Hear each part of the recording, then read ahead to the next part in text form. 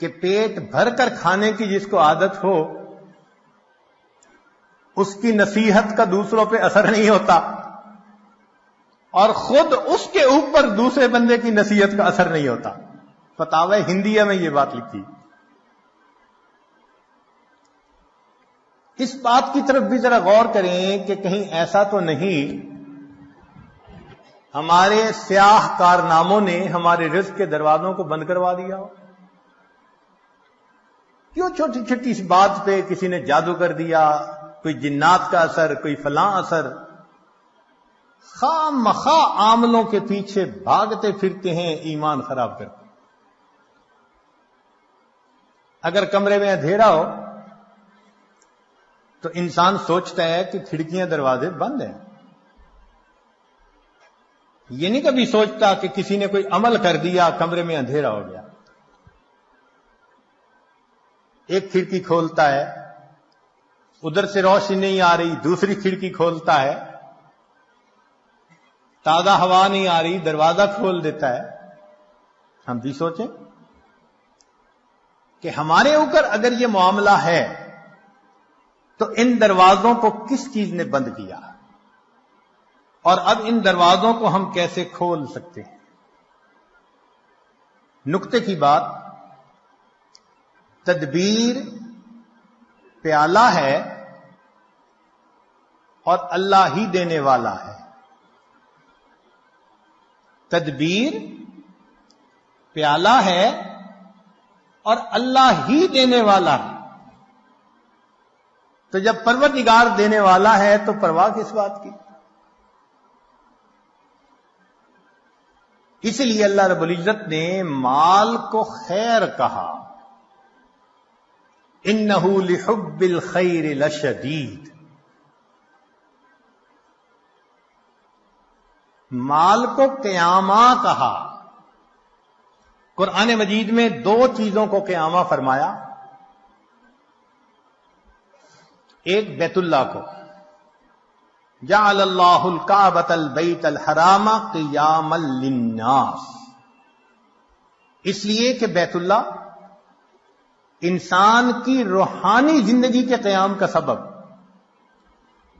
اور مال کو قیامہ کہا، وَلَا تُؤْتُوا السُّفَهَاءَ أَمْوَالَكُمُ الَّتِي جَعَلَ اللَّهُ لَكُمْ قِيَامًا، یہ انسان کی جسمانی زندگی کے قیام کا سبب۔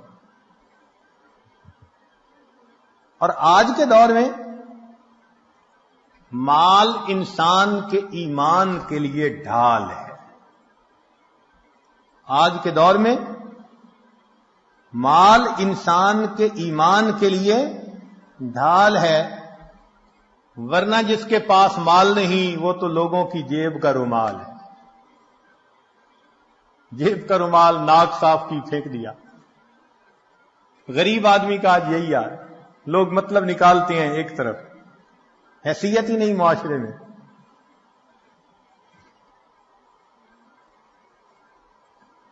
رزق کے معاملے میں دو باتیں اہم ہیں۔ ایک تو یہ کہ رزق بھی انسان کو تلاش کرتا ہے، موت بھی انسان کو تلاش کرتی ہے، مگر رزق موت سے زیادہ تیز رفتار ہے، موت سے پہلے بندے تک پہنچتا ہے۔ اور دوسری اہم بات کہ سود کا کام کرنے سے انسان اللہ کا دشمن بنتا ہے، اللہ سے جنگ کرتا ہے۔ جو چٹان سے سر مارے گا سر ہی پھوڑے گا، جو اللہ سے جنگ کرے گا اپنی تباہی کا خود ذمہ دار۔ ظاہر آنکھ یوں دیکھتی ہے، بینک سے قرضہ لے لو بزنس اچھا چلے گا۔ ان بینک کے قرضوں کے پیچھے ہم نے ہزاروں کو بینک رپٹ ہوتے ہوئے دیکھا ہے۔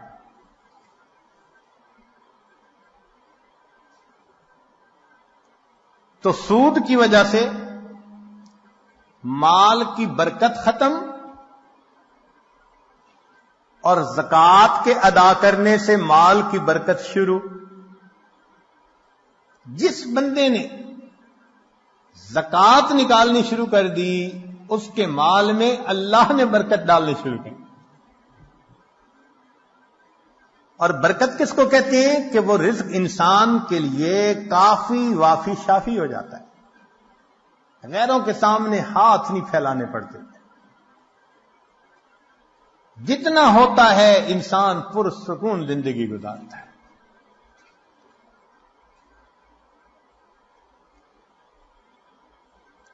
آج کے دور کا سب سے بڑا فتنہ یہی, یا لیت لنا مثل ما اوتی قارون, اے کاش ہمیں بھی وہ ملتا جو قارون کو ملا تھا.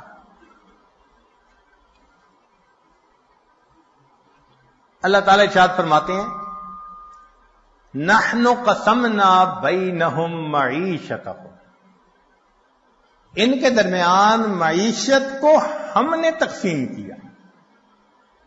تو مومن اللہ کی تقسیم پہ راضی رہے. اپنی طرف سے پسینہ بہائے وہ ہماری ذمہ داری ہے. اس کے بعد دال ساگ بھی مل جائے تو اللہ کا شکر ادا کرے. داؤد علیہ السلام کو فرمایا گیا کہ اے داؤد, اگر تجھے کھانے میں کبھی سڑی ہوئی سبزی ہی مل جائے تو سبزی کو نہ دیکھنا, اس بات کو دیکھنا کہ میرے پروردگار نے جب رزق کو تقسیم کیا تو میں اسے یاد تھا. بھیجنے والا تو وہ ہے نا, اس نے یاد رکھا. اس سے بڑی اور کیا بات ہو سکتی.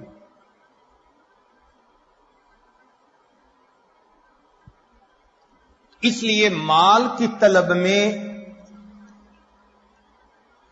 اجمال ہو, اضطراب نہیں ہونا چاہیے.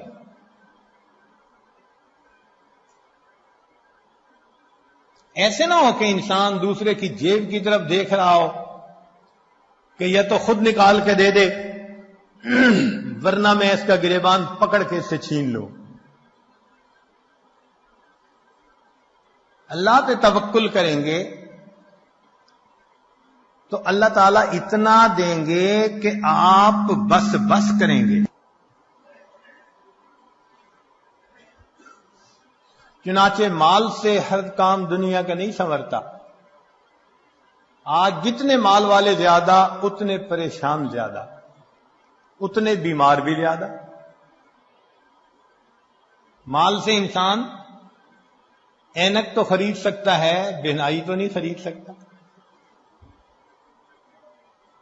مال سے انسان اچھی غذا تو خرید سکتا ہے, اچھی صحت کو تو نہیں خرید سکتا. مال سے انسان اچھے کپڑوں کو تو خرید سکتا ہے, خوبصورتی کو تو نہیں خرید سکتا. مال سے انسان دوائیاں تو خرید سکتا ہے, صحت کو تو نہیں خرید سکتا. اور مال سے انسان جسم کو تو خرید سکتا ہے, کسی کے دل کی محبت کو تو نہیں خرید سکتا. کتاب کو تو خرید سکتا ہے, علم کو تو نہیں خرید سکتا. تو دنیا میں بھی مال سے ہر کام نہیں ہوتا.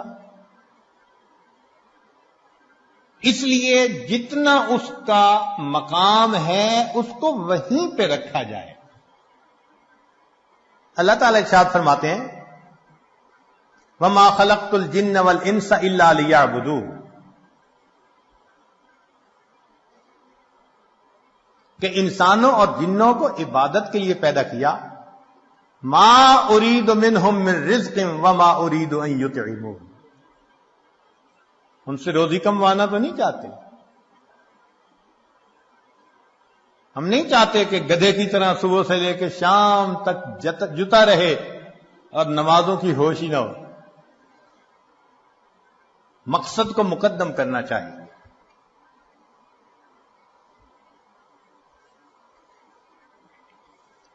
اللہ رب العزت رزق پہنچا کر رہتے ہیں. چنانچہ باجید بستامی رحمت اللہ علیہ سے کسی نے کہا کہ حضرت کیا کریں، رزق کی بڑی پریشانی ہے. تو فرمایا کہ تم اپنے گھر جاؤ اور تمہیں اپنے گھر میں جو بندہ ایسا نظر آئے کہ اس کا رزق تمہارے ذمے، بازو پکڑ کے گھر سے نکال دو، اور جس کا رزق خدا کے ذمے تو تمہیں کیا پرواہ.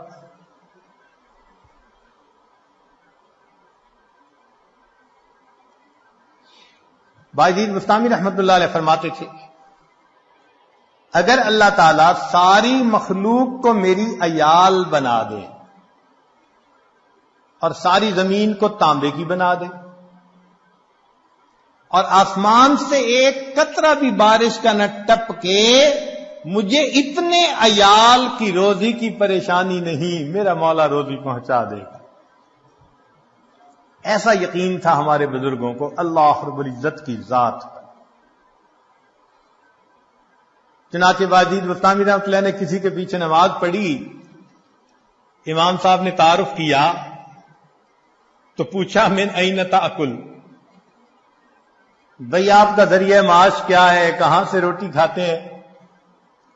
تو باجید بستامی رحمۃ اللہ نے جواب دیا اصبر، صبر کرو، حتی اعید الصلاۃ التی صلیتها خلفک، میں وہ نماز لوٹا لوں جو تیرے پیچھے پڑی ہے، حیث شککت فی رازق المخلوقین، اس لیے کہ تجھے مخلوق کے رزق دینے والے کے اندر شک ہو گیا ہے.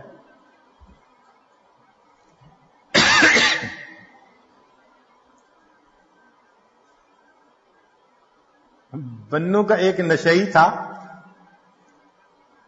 تو کسی نے کہا کہ آٹا مہنگا ہو گیا، کہنے لگا اپنے لیے قیمت بڑھائی ہے، ہمیں تو روزی اسی نے دینی ہے. ایک نشئی کا اللہ پہ توکل دیکھو کہ جی آٹا مہنگا ہو گیا، کہتے اپنے لیے قیمت بڑھائی ہے، ہمیں تو روزی دینی ہے نا. اللہ کے پیارے حبیب صلی اللہ علیہ وسلم نے اپنی تعلیمات میں اس رزق کی پریشانی کے بھی اسباب بتلا دیے کہ یہ پریشانی کیسے دور ہو سکتی ہے. چنانچہ قرآن و احادیث میں سے 16 ایسے نکتے ہیں جو ہم نے آج جمع کیے، ان کو سمجھ لیں کہ یہ چابیوں کا ایک گچھا ہے، 16 کنجیاں ہیں، ہر کنجی رزق کا دروازہ کھولتی ہے. اور یہ بتانے والا کوئی عام عامل نہیں ہے، یہ سید الاولین والآخرین اللہ کے پیارے حبیب صادق الامین، جس زبان سے ہمیں قرآن ملا اسی زبان سے ہمیں نبی علیہ السلام کا فرمان ملا. انہوں نے یہ بات بتائی تو دلوں میں ہم یقین کر کے ان باتوں کو سنیں اور ان اعمال کو اپنائیں اور رزق کے دروازوں کو آنکھوں سے کھلتا دیکھیں.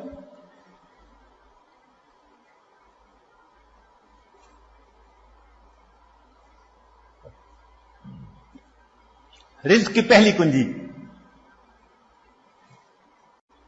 اللہ تعالی ارشاد فرماتے ہیں وَأْمُرْ أَهْلَكَ بِالصَّلَاةِ وَاسْتَبِرْ عَلَيْهَا، اہل خانہ کو نماز کا حکم دیجئے اور اس پر جمے رہیے، صبر کیجئے. لا نسألک رزقا، ہم آپ سے رزق نہیں چاہتے، نحن نرزقک، رزق ہم پہنچائیں گے. اس آیت مبارکہ میں اللہ رب العزت ایک وعدہ فرما رہے ہیں اور وہ پروردگار وعدے کو نبھانا جانتا ہے.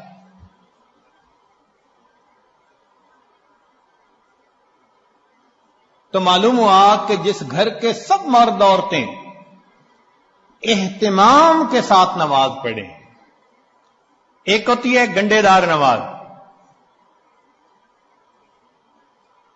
مرد ہیں تو جماعت نماز کا اہتمام نہیں، عورتیں ہیں تو گھر کے کام مقدم، بس بھاگی دوڑی میں قضا ہوتے ہوتے نماز.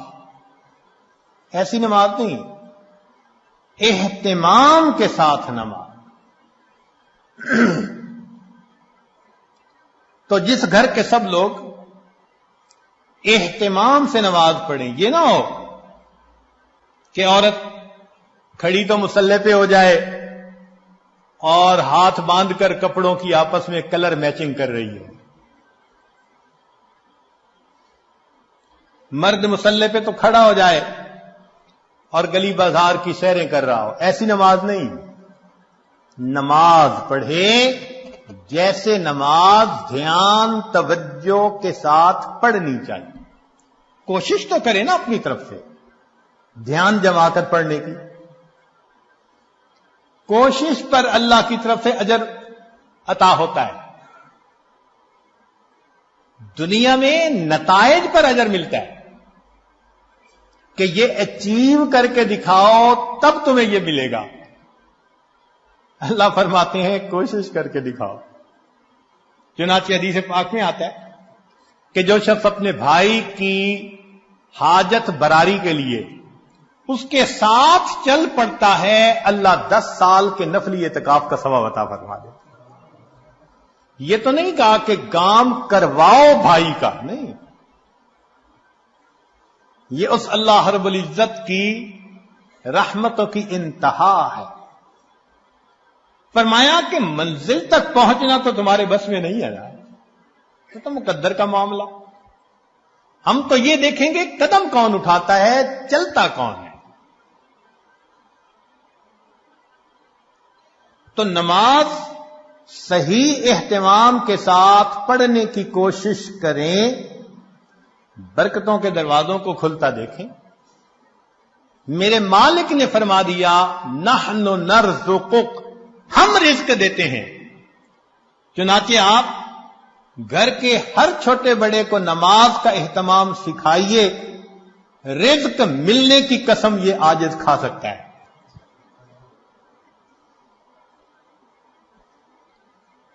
ماسٹر کی ہے رزق کی. کاروبار، نوکری، کوئی بھی مسئلہ ہو رزق کا، اہتمام نماز سے اللہ رب العزت مسئلوں کو حل فرما دیتے. دوسرا عمل کثرت استغفار. قرآن مجید میں ارشاد فرمایا فَقُلْتُ اسْتَغْفِرُوا رَبَّكُمْ إِنَّهُ كَانَ غَفَّارًا يُرْسِلِ السَّمَاءَ عَلَيْكُمْ مِدْرَارًا وَيُمْدِدْكُمْ بِأَمْوَالٍ. تو کثرت ذکر سے اللہ فرماتے ہیں میں مال کے ذریعے سے تمہاری مدد کروں گا.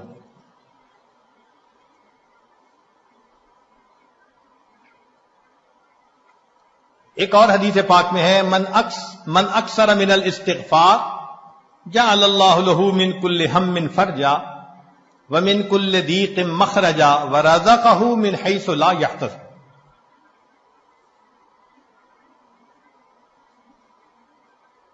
امام قرطبی رحمۃ اللہ علیہ فرماتے ہیں گناہوں کی معافی مانگنے سے بارش ملتی ہے، اللہ رب العزت قوموں کے رزق کو وسیع فرما دیتے ہیں. تیسرا عمل انفاق فی سبیل اللہ، اللہ کے راستے میں نیک کاموں میں خرچ کرنا. چنانچہ اللہ رب العزت ارشاد فرماتے ہیں وما انفقتم من شیء فهو یخلفہ. تم اللہ کی راہ میں جو خرچ کرو گے اس کا بدلہ مل کر رہے گا، ریٹرن مل کر رہتا ہے. یہ نہیں ہو سکتا کہ اللہ کے راستے میں خرچ کرو اور ملے نہ اس کے بدلے. یہ جو انفاق ہے یہ لفظ بنا نفق سے. نفق کہتے ہیں سرنگ کو،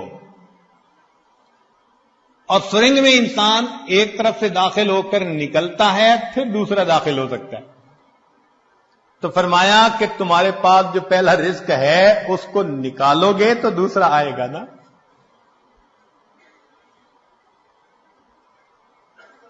وما تنفقوا من خیر یوفى الیکم، فرمایا انفق ينفق علیک، تم خرچ کرو اللہ تم پر خرچ کرے گا۔ عبداللہ ابن عمر اللہ عنہ فرمایا کرتے تھے ان للہ اقواما اختصهم بالنعم لمنافع العباد، اللہ کے کچھ بندے ایسے ہوتے ہیں اللہ نے ان کو اپنے بندوں کے منافع کے لیے مخصوص کر دیا، ان کی ذات سے اللہ کے بندوں کو نفع ملتا رہتا ہے، یہ ان کا چارٹر آف ڈیوٹی ہوتا ہے، جو ان کو ملتا ہے وہ ان کے اپنی ضرورت کے لیے صرف نہیں ہوتا، وہ دوسروں تک پہنچانے کے لیے ہوتا ہے۔ جو ڈاکیا ڈاک پہنچاتا رہے اس کی ترقی ہوتی رہتی ہے، اور جو ڈاک نہ پہنچائے تو اسے اپنی نوکری سے معزول کر دیتے ہیں۔ چنانچہ کتنے لوگوں کو آپ نے دیکھا ہوگا کہ بڑا اچھا کام چلا، کاروبار چلا، پھر یکدم ٹھپ۔ وجہ کیا بنی؟ کہ جو ملا تھا وہ سارا ان کا نہیں تھا، اس میں اللہ کے لیے خرچ کرنا تھا، مسکینوں پر، بیواؤں پر، طلباء پر، دین کے راستے میں، فلاحی کاموں میں۔ یہ خزانے کے سانپ بن کر بیٹھ گئے، بینک بیلنس چیک کرتے ہیں، آج اتنے ملین اور آج اتنے ملین، اوپر سے ڈاکانی بند ہو گئی۔ کہتے ہیں جی ایک وقت تھا مٹی کو ہاتھ لگاتے تھے سونا بنتی تھی، حضرت صاحب آج تو سونے کو ہاتھ لگائے مٹی بنتا ہے، کسی نے کچھ کر دیا ہے؟ جی بالکل آپ نے خود ہی تو کیا ہے۔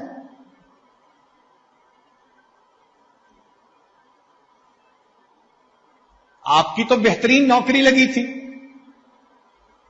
کہ اللہ کے بندوں کو ان کا حصہ پہنچاؤ۔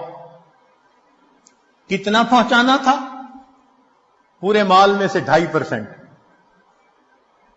زکوٰۃ پورے مال میں سے 2.5%۔ سبحان اللہ، ہم نے دیکھا لوگ چاہتے ہیں بڑے کی نوکری کریں، چنانچہ چھوٹی کمپنی کی بجائے بڑی کمپنی کی نوکری، اور بڑی کمپنی کی بجائے ملٹی نیشنل کمپنی کی نوکری جی، اور زیادہ بینیفٹ ملیں گے۔ تو کیا اچھا کہ ہم سب سے بڑے کی نوکری کریں۔ سب سے بڑے کی نوکری یہ کہ جو اللہ نے مال دیا گن گن کر اس کی زکوٰۃ کو نکالیں۔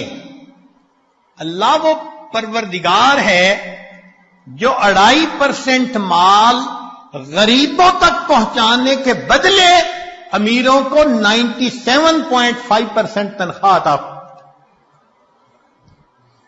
اتنا بڑا کوئی پے کرنے والا مالک دیکھا جو 97.5% تنخواہ پے کرے؟ یہ تمہاری تنخواہ ہے، اور ڈیوٹی اتنی ہے کہ 2.5% تم میرے جو محتاج بندے ہیں، ضرورت مندے ہیں، یہ تنخواہ ان تک پہنچائے۔ اب جو 2.5% کو بھی لے کے بیٹھ جائے تو پھر اس کی بجائے اللہ تعالیٰ رزق کسی اور کے ذریعے سے پہنچا دیں گے۔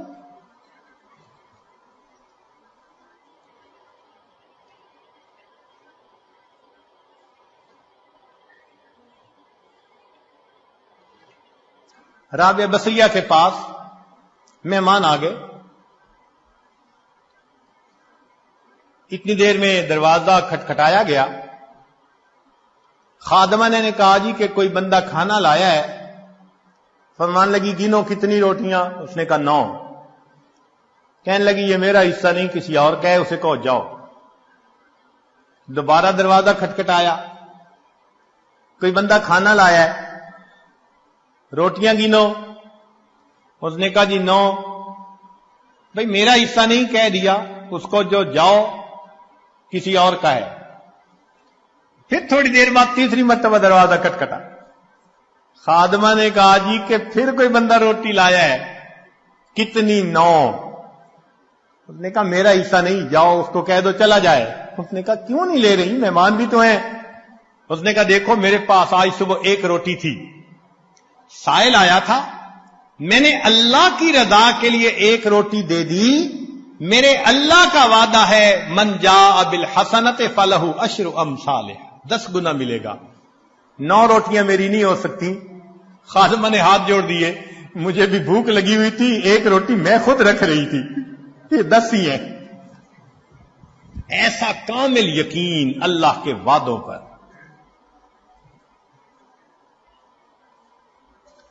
حبیب اجمی رحمت اللہ علیہ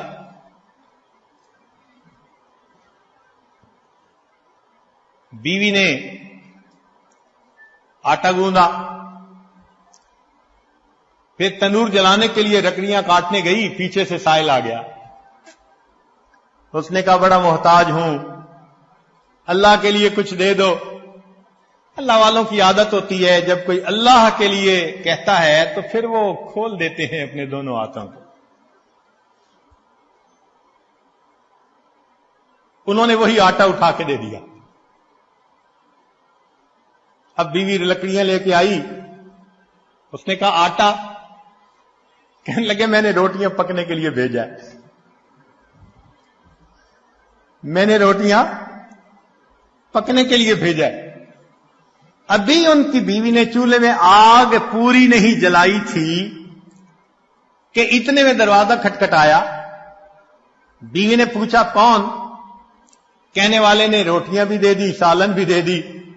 تو بیوی نے آ کر کہا کہ تم نے جہاں روٹیاں پکنے بھیجی تھی، پکانے والے نے سالن بھی ساتھ بھیج دیا ہے۔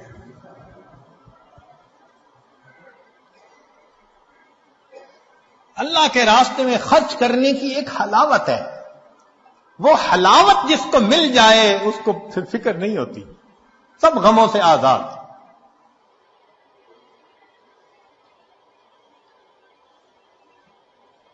رزق کی کشائش کے لیے اگلا نسخہ دین کی خاطر ہجرت کرنا۔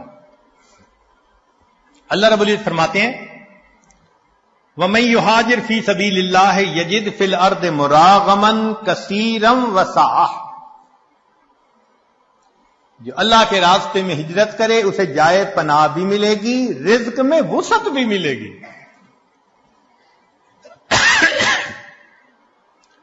رزق بڑھانے کی اگلی کنجی تقوی کا اختیار کرنا۔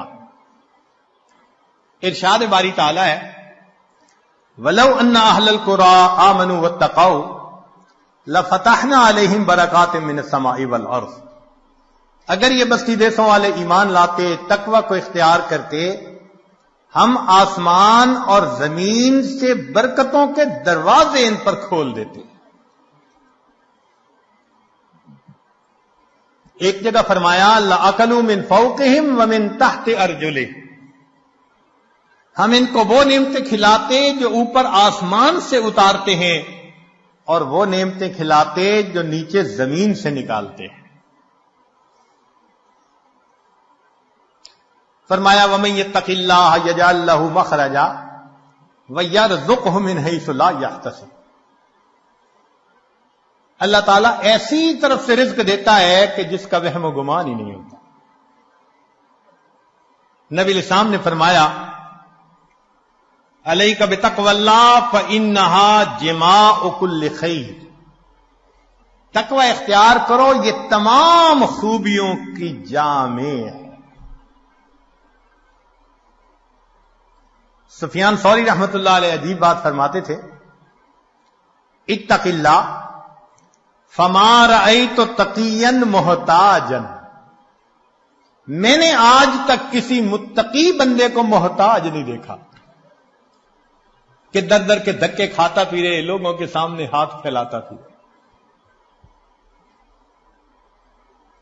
آپ بتائیے، آپ نے بھی بڑی دنیا دیکھی، سمجھدار ہیں، عقل مند ہیں، تعلیم یافتہ ہیں، آپ نے اپنی زندگی میں کسی حافظ با عمل یا عالم با عمل کو بھوکا پیاسا ایڑیاں رگڑتے مرتے دیکھا ہے تو بتا دیجئے۔ ایک مثال پیش نہیں کر سکتے۔ ہم نے اپنی زندگی میں P H D doctor, highest degree qualification کی دنیا میں بھوک پیاس سے ایڑیاں رگڑتے مرتے دیکھا۔ ہم یہ تو بتا سکتے ہیں کہ نیکی تقوی کی لائن میں زیادہ کھا کر مر گئے. امام مسلم رحمت اللہ علیہ کا واقعہ، کھجوریں زیادہ کھانے سے موت آ گئی. یہ نہیں بتا سکتے کہ جی بھوکا پیاسا، کہتے ہیں نا جی طلباء کہاں سے کھائیں گے؟ بھائی جہاں سے انبیاء کھاتے تھے وہیں سے ان کے جانشین بھی کھائیں گے.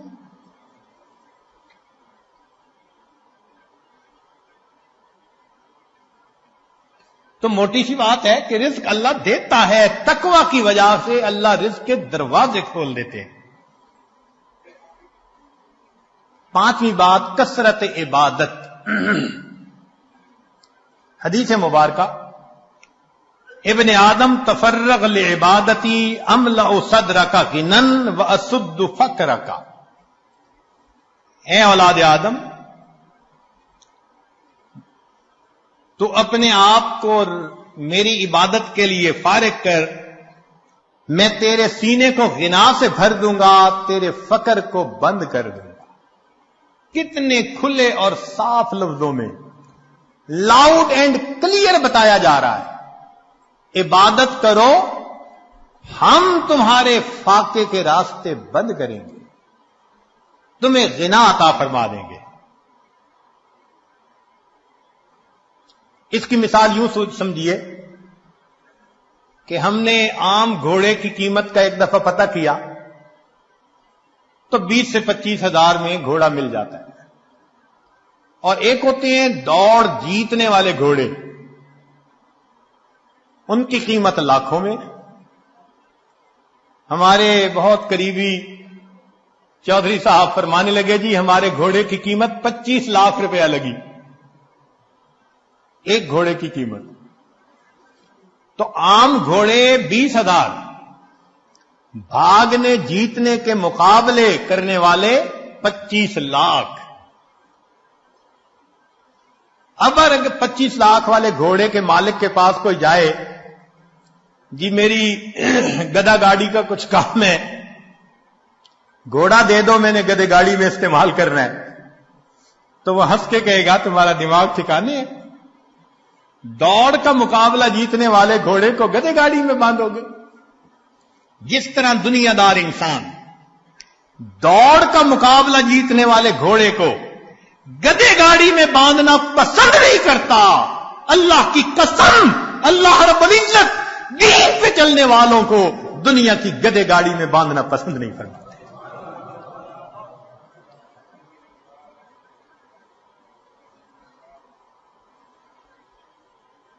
اگلی کنجی، کثرت حج اور عمرہ. حدیث پاک میں فرمایا وما امعر حاج قط، کہ حاجی کثرت سے حج کرنے والا، عمرہ کرنے والا، وہ کبھی محتاج نہیں ہوتا. قیل ومل امعار، پوچھنے والے نے پوچھا جی اس کا کیا معنی ہے؟ فرمایا قال ما افتقرا، جو فقر کا تجھے ڈر ہوتا ہے اللہ اس ڈر کو ختم کر دیتا. حدیث پاک میں ہے النفقۃ فی الحج کالنفقۃ فی سبیل اللہ الدرہم ب700، ایک درہم کے بدلے میں 700 درہم ملتے ہیں.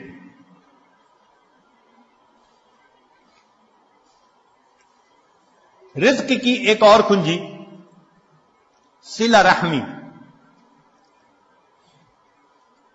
ابو ہریرہ رضی اللہ عنہ فرماتے ہیں، بخاری شریف کی روایت، من احب ان یزاد فی عمرہ ویزاد فی رزقہ فلیصل رحمہ، جو چاہے کہ میرے عمر زیادہ ہو اور میرا رزق زیادہ ہو، اس کو چاہیے کہ رشتہ داروں کے ساتھ اچھا سلوک رکھے. آج اگر رزق کی شکایتیں زیادہ ہیں تو دوسری طرف معاملات بھی دیکھو، بہن سے نہیں بولتے، بھائی سے نہیں بولتے، پھپھو سے لڑائی، چچا سے لڑائی، ان کے گھر کا کھانا نہیں کھاتے، پانی نہیں پیتے، کچھ پڑھ کے نہ پلا دیں. شریعت جن رشتہ داروں کو جوڑنے کا حکم دیتی ہے وَيَقْطَعُونَ مَا أَمَرَ اللَّهُ بِهِ أَن يُوصَلَ،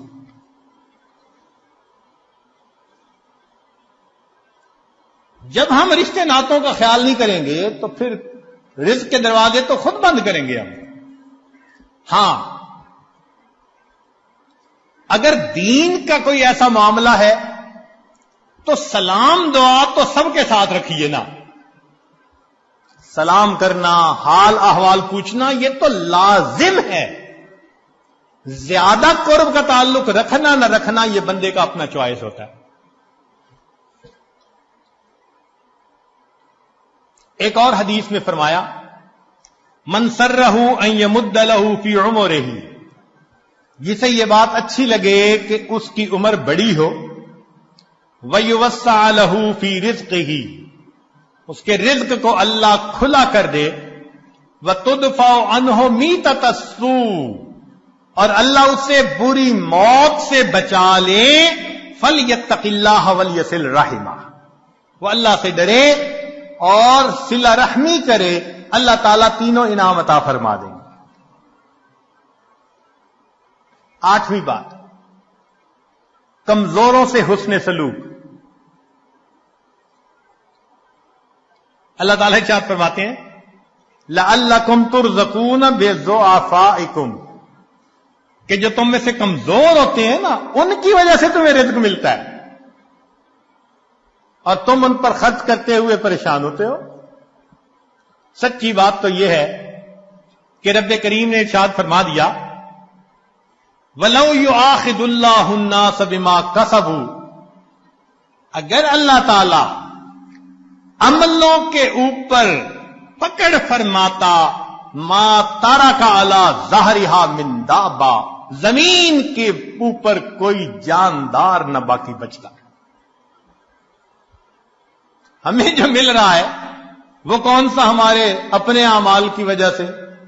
کیا پتا فقیر کی دعا لگ گئی ہو، کمزور کی دعا لگ گئی ہو، ہم نے کسی کو مورل سپورٹ دی اس کی دعا لگ گئی، کسی کے غم میں اس کا ساتھ دیا اس کی دعا لگ گئی. خوبصورتی دیکھیے دین اسلام کی. آج کون ہے جو یہ کہہ سکے جی کہ ہمیں دین یہ تعلیم دیتا ہے کہ تم اپنے کمزوروں کا خیال رکھو. اگلا عمل، اللہ پہ توکل. وَمَن يَتَوَكَّلْ عَلَى اللَّهِ فَهُوَ حَسْبُهُ،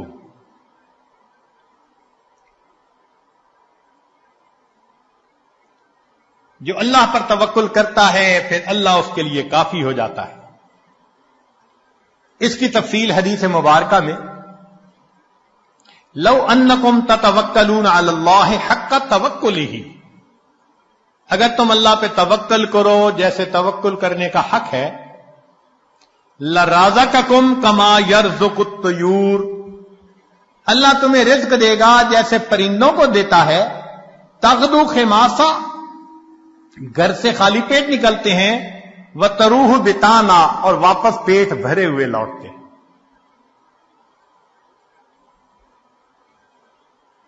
اگلا عمل، اللہ کی نعمتوں کا شکر ادا کرنا. چنانچہ فرمایا لا یرزق اللہ عبدا الشکر فیحرمہ الزیادہ لأن اللہ یقول لئن شکرتم لأزیدنکم. جس بندے کو شکر کی توفیق مل جائے اس کا رزق کم نہیں ہوتا، چونکہ اللہ کا وعدہ ہے کہ جو شکر ادا کرتا ہے میں اس کے رزق کو، اس کے نعمتوں کو اور زیادہ کر دیتا ہوں. عمر بن عبد العزیز رحمۃ اللہ علیہ کا ایک خوبصورت قول ہے قیدوا نعم اللہ بالشکر للہ، اللہ کی نعمتوں کو شکر ادا کر قید کر لو. جس نے اللہ کی نعمت کا شکر ادا کیا اس نے نعمت کو قید کر لیا، اس کے پاس ہی رہے گی. ابن عطا اسکندری رحمۃ اللہ علیہ، ان کے حکم بہت معروف ہیں.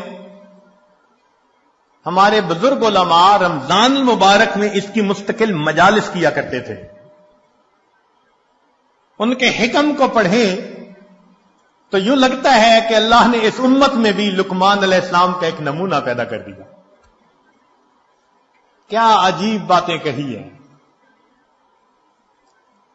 تو شکر کے بارے میں ان کا ایک قول ملفوظ، جنہیں عربی کا تھوڑا سا بھی ذوق ہوگا نا، وہ تو سن اور پڑھ کے وجد آتا ہے. یہ جامعہ الازہر کے استاد بھی رہے، اور اس جامعہ کو جو پوری دنیا کے اندر ایک مقام ملا، وہ ایسے ہی متقی باخدا بزرگوں کی وجہ سے. فرماتے ہیں من لم یشکر النعم فقد تعرض لزوالها، جو نعمت کا شکر ادا نہیں کرتا وہ اپنی نعمتوں کو چھین جانے کے لیے پیش کر دیتا ہے. اللہ مجھ سے یہ چھین لو. من لم یشکر النعم فقد تعرض لزوالها ومن شکرها فقد قید بعقالها، اور جو شکر ادا کرتا ہے وہ ان نعمتوں کو نکیل ڈال کے اپنے پاس قابو کر لیتا ہے. تو شکر ادا کر کے اللہ کی نعمتوں کو نکیل ڈال لیجیے. پھر فرمایا گھر انسان جائے تو اپنے اہل خانہ کو سلام کرے. اب بتائیے یہ کتنا چھوٹا سا عمل ہے. حدیث پاک میں ہے، نبی اسلام نے فرمایا ثلاثۃ کلہم ضامن علی اللہ، تین ہیں جن کی ضمانت اللہ نے لی. ان عاش رزق وکفا، اگر وہ زندہ رہے گا اللہ رزق دے گا جو اس کے لیے کافی ہوگا. ان تین میں سے ایک بندہ رجل داخل بیتہ بسلام، جو اپنے گھر میں داخل ہو اپنے اہل خانہ کو سلام کرے. یہ کتنا چھوٹا سا عمل ہے. اب بتائیے کہ اس عمل پر رزق کا دروازہ کھلنے کے وعدے، اور ہوتا کیا ہے؟ دفتر میں بڑے مزے سے دوستوں میں کھل کھلا کے ہنس رہے ہیں، گھر میں قدم رکھا اور پارا ہائی. خود کہتے ہیں حضرت پتہ نہیں کیا ہوتا ہے، گھر آتا ہوں پارا چڑھ جاتا ہے. یہ آگ شیطانیت ہے، تو شیطان تمہارے اوپر سوار ہو جاتا ہے. اس کو گدھا ملا ہوا ہے، لہذا گھر میں داخل ہونے سے پہلے وہ گدھے پہ چھلانگ مار کے بیٹھ جاتا ہے.